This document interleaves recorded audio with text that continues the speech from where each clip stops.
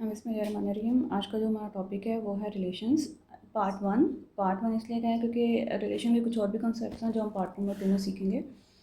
अच्छा, रिलेशन सीखने से पहले आपको सेट्स का कॉन्सेप्ट आना चाहिए, क्योंकि अगर आपके पास सेट्स का कॉन्सेप्ट नहीं है तो रिलेशन पढ़ना मुश्किल हो जाएगा। यानी सेट्स क्या होते हैं, सेट्स के एलिमेंट्स क्या होते हैं, उनको आपस में मल्टीप्लाई कैसे करते हैं मल्टीप्लाई यानी कार्टेशियन प्रोडक्ट कैसे लेते हैं। स्टार्ट करते हैं रिलेशन से। In mathematics a relation describe a link connection or association between the elements of two different set। यानी हमारे पास दो डिफरेंट सेट्स होंगे, उसके एलिमेंट्स के दरमियान में जो कनेक्शन होगा, जो लिंक होगा, जो एसोसिएशन होगा, वो हमारे पास रिलेशन कहलाता है। अच्छा, ये सेट्स डिफरेंट भी हो सकते हैं, सेम भी हो सकते हैं, वो हम बाद में डिस्कस कर लेंगे। लेकिन अभी हमें ये देखना है कि हम जब दो डिफरेंट सेट्स के एलिमेंट्स को रिलेट करते हैं तो हमारे पास रिलेशन बनते हैं। It tells us how inputs from one set maps to outputs in another set.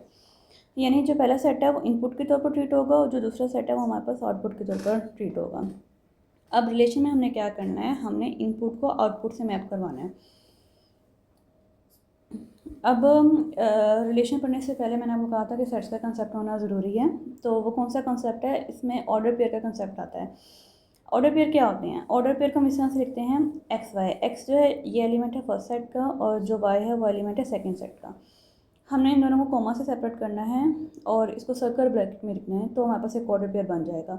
जो रिलेशन के एलिमेंट्स होते हैं वो बेसिकली ऑर्डर पेयर होते हैं। अब ऑर्डर पेयर हमारे पास क्या है, लिखने का जो तरीका ये था, an order pair contains two inputs where the sequence strictly matters. यानी जिस तरह से हमारे पास रेशो में सीक्वेंस मैटर करता है ना, कि आप उनको चेंज नहीं कर सकते हैं, इसी तरह से ऑर्डर पेयर में आप इसका सीक्वेंस नहीं चेंज कर सकते। यानी एक्स को वाई की जगह पे नहीं लिख सकते हैं और वाई को एक्स की जगह पे नहीं लिख सकते हैं।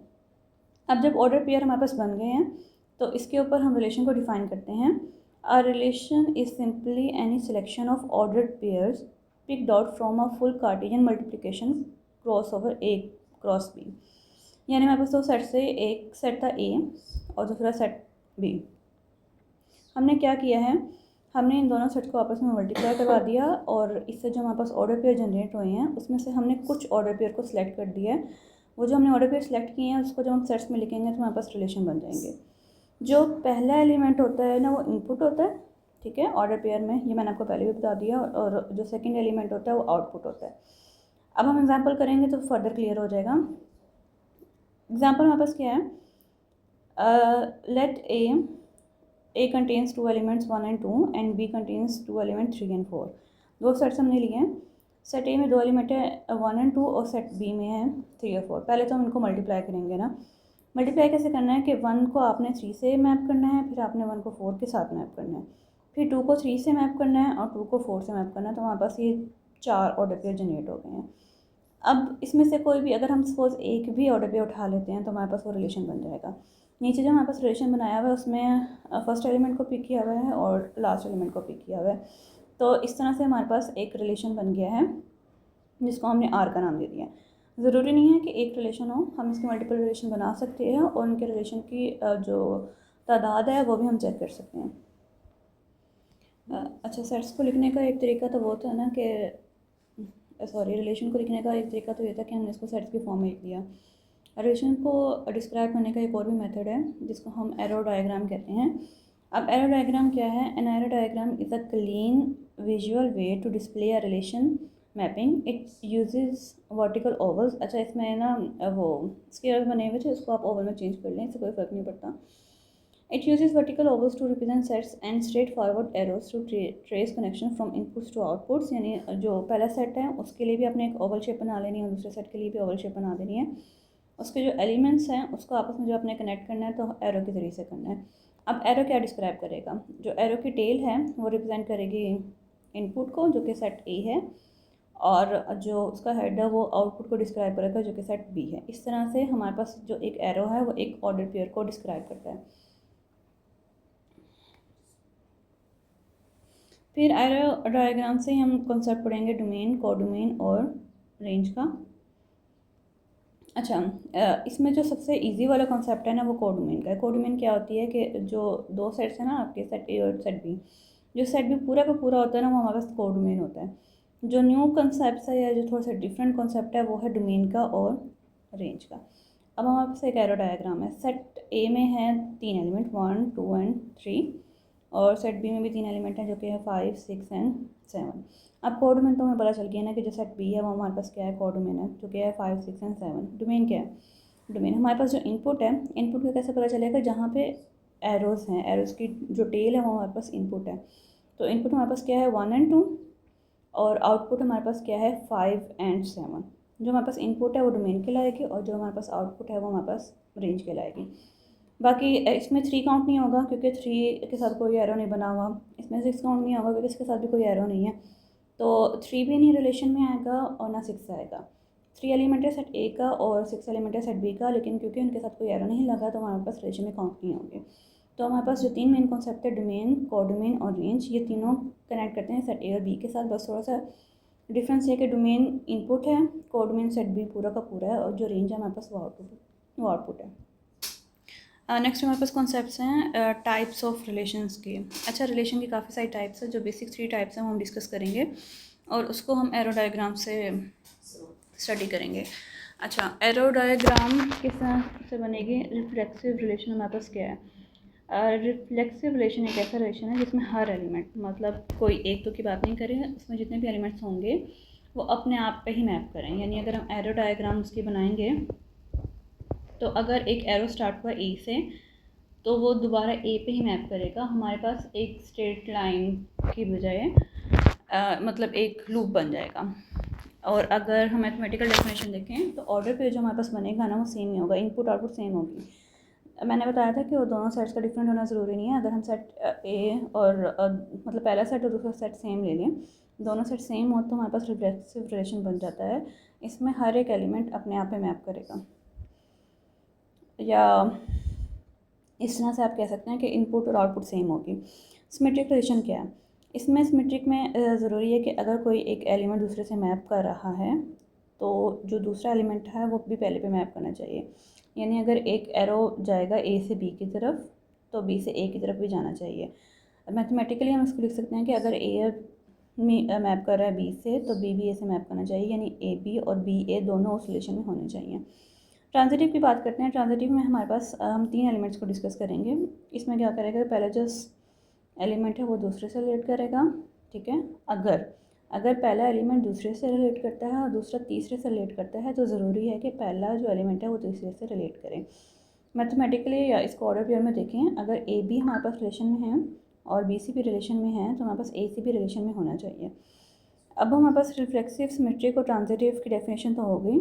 अगर कोई ऐसा रिलेशन है, मतलब रिलेशन या तो रिफ्लेक्सिव होगा या सिमेट्रिक होगा या ट्रांजिटिव होगा, या हो सकता है तीनों ना हो, लेकिन एक ऐसा रिलेशन जिसमें जो रिफ्लेक्सिव, सिमेट्रिक और ट्रांजिटिव तीनों की प्रॉपर्टीज़ को होल्ड करता है उसको हम इक्विवेलेंस रिलेशन बोलते हैं। प्रैक्टिस एक्सरसाइज है जिससे आपको डेफिनेशंस क्लियर हो जाएंगी। पहला क्वेश्चन है हमारे पास, a mapping diagram shows paths running from A to 1, B to 2, C to 2, right the order pairs, domain and range. अच्छा, अगर हम इसको एक सेट्स के फॉर्म में लिख लें तो हमारे लिए समझना ज़्यादा आसान हो जाएगा। जो इनपुट्स हैं उसमें ए, बी और सी, और जो हमारे पास आउटपुट है उसमें है 1 एंड 2। सो ए मैप कर रहा है 1 पे, बी मैप कर रहा है 2 पे और सी भी कर रहा है 2 पे। ऑर्डर पे तो हमारे पास सिंपली बन जाएंगे ना कि ए 1 पे मैप कर रहे हैं, ठीक है, बी 2 पे मैप कर रहा है और सी 2 पे। ये तो हमारे पास ऑर्डर पेयर बन गए। अब हमें दिखाने हैं डोमेन एंड रेंज। डोमेन क्या है? जो हमारे पास इनपुट है वो आ जाएगी, और रेंज हमारे पास आउटपुट है। अच्छा, आउटपुट में हमारे पास 2 दफ़ा रिपीट हो रहा है तो हमने सिर्फ एक दफ़ा लिखना है, ठीक है। तो 1 और 2 रेंज में आ जाएगी। अगर हमसे कोडोमेन में पूछ रहे थे तो कोडोमेन जो है, क्योंकि हमें सेट बी का पता नहीं है कि वो क्या है, हो सकता है उसके अंदर तीसरा एलिमेंट भी हो, ये तो सिर्फ हमने रिलेशन की बात की है ना। तो अगर हमें पता चल जाए कि सेट बी में अगर मतलब फॉर एग्जांपल यहाँ पे एक 3 एलिमेंट है लेकिन वो मैप नहीं करा किसी से, तो कोडोमेन जो है वो हमारे पास 1, 2 और 3 होगी। क्वेश्चन नंबर 2 है, set A equals to 1, 2, 3, a diagram displays individual loops on every element। अच्छा, डायग्राम जो है वो हमें बताती है कि हर एक एलिमेंट अपने आप ही मैप कर रहा है। अगर हम इसकी एरो डायग्राम बनाएं तो किस तरह से बनेगी? यानी सपोज 1 है तो वो 1 पे ही मैप कर रहा है, 2 एलिमेंट है तो वो अपने आप पे मैप कर रहा है, जो 3 एलिमेंट है वो भी अपने आप पे मैप कर रहा है, यानी एक इन्फॉर्मेशन बस ये होगी। दूसरी, along with double headed paths connection between 1 and 2, यानी 1 और 2 के दरमियान में डबल पाथ है। अगर 1 मैप कर रहा है 2 पे तो 2 भी मैप कर रहा है 1 पे, ठीक है। या इसको सिंपल हम कैसे लिख सकते हैं कि 1 मैप कर रहा था 2 पे तो 2 मैप कर रहा है 1 पे। ये हमारे पास रिलेशन की प्रॉपर्टीज़ आ गई हैं कि रिलेशन किस टाइप का होगा। अब हमने चेक करना है analyse if this is an equivalence relation. Check करना है कि ये जो हमारे पास रिलेशन है ये इक्विवेलेंस रिलेशन है या नहीं।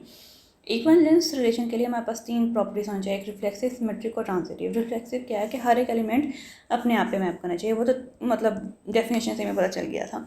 सिमेट्रिक क्या है कि उन्होंने लिखा हुआ है कि the arrow links travels by directionally. By directionally का क्या मतलब है, अगर 1 मैप कर रहा है 2 पे तो 2 भी मैप कर रहा है 1 पे, तो ये हमारे पास सिमेट्रिक हो गया। अच्छा, हम बाकी एलिमेंट्स को क्यों नहीं देख रहे, 2 और 3, अगर 2 मैप करता 3 पे तो 3 को भी 2 पे मैप करना चाहिए, लेकिन हमारे पास सिर्फ एक मैपिंग दी हुई है जो कि डिफरेंट है, मतलब 1 1 पे मैप कर रहा है, 2 2 पे, 3 3 पे। ये जब आपस में कर रहे हैं 1 2 पे कर रहा है तो 2 1 पे कर रहा है, ये हमारे पास सिमेट्रिक होने की निशानी है। ट्रांजिटिव क्या है, अच्छा ट्रांजिटिव की प्रॉपर्टी क्या होती है, देखें अगर 1 मैप कर रहा है 2 पे, ओके, और 2 मैप कर रहा है 1 पे, ठीक है।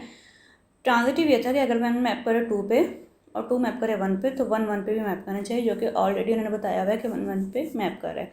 तो इसके अंदर तीनों प्रॉपर्टीज़ हैं, रिफ्लेक्सिव, सिमेट्रिक और ट्रांजिटिव की। तो इस वजह से हमारे पास जो ये रिलेशन है वो इक्विवेलेंस रिलेशन बना। तो ये हमारे पास 2 एक्सरसाइजेस हैं जो हमने प्रैक्टिस कर ली। इसके अलावा घर पे प्रैक्टिस करने के लिए भी मैंने यहाँ पे कुछ क्वेश्चन लिखे हुए हैं।